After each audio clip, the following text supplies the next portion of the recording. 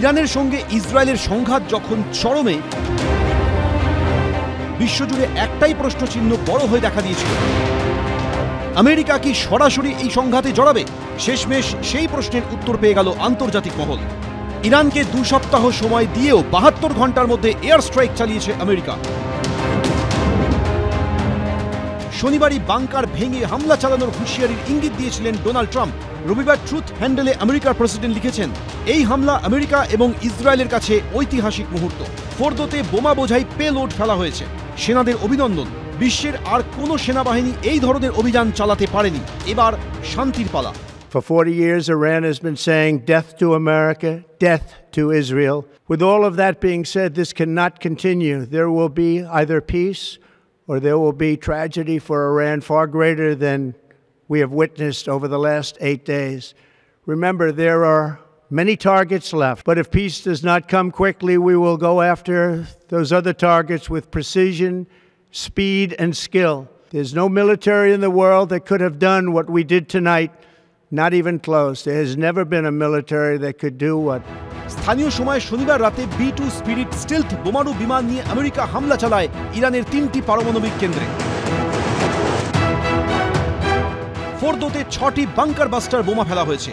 Bunker বাস্টারের আরেক নাম GBU-57। বিশেষজ্ঞরা বলেন এটি আমেরিকার অস্ত্র ভাণ্ডারের সবচেয়ে শক্তিশালী বোমা।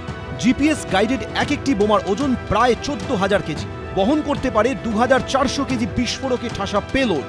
বোমাটি অতি শক্তিশালী এবং অতি সহনশীল ইস্পাতে মোড়া, ফলে পাথর বা কংক্রিটের তৈরি বাংকারকেও ধ্বংস করতে পারে।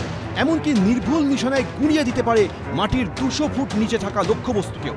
শক্তিশালী বাংকার বাস্টার বোমা ফেলতে ব্যবহার করা হয় একমাত্র B-2 স্পিরিট স্টিলথ বোমারু বিমান। দেখতে অনেকটা বাদুড়ের মতো।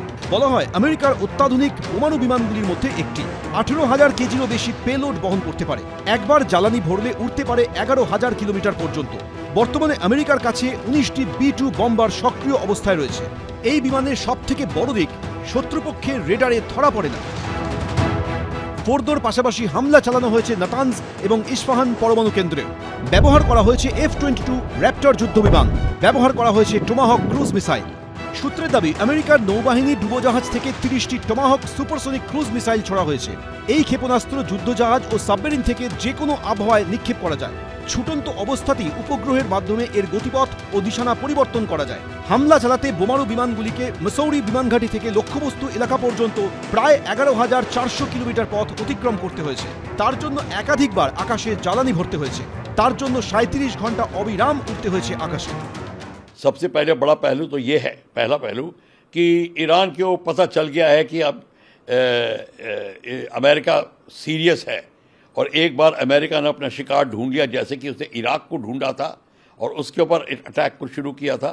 अब ये लड़ाई कहाँ रुकती है वो दूसरी बात है। फिलहाल अटैक करके और डिस्ट्रॉय करके मेरे ख्याल से इतना डिस्ट्रॉय हो गया होगा कि अब वो ठीक होने में बहुत समय लगाएगा। उसको बिल्कुल नाकामयाब करके अभी उसकी फोर्स ने कह दिया है और मैसेज दे दिया ईरान को कि देखिए अभी भी आप लाइन पे आ जाइए, जैसा कि हम कहते हैं। ইরান প্রশাসনের পক্ষ থেকে দাবি করা হয়েছে আমেরিকার আক্রমণের আগে ফোর্দোতে থাকা ইউরেনিয়ামের বেশিরভাগ অংশ অন্য জায়গায় সরিয়ে নেওয়া হয়েছিল। সেখানকার কর্মী সংখ্যাও কম রাখা হয়েছিল। পার্থপ্রতিম ঘোষ, ABP আনন্দ।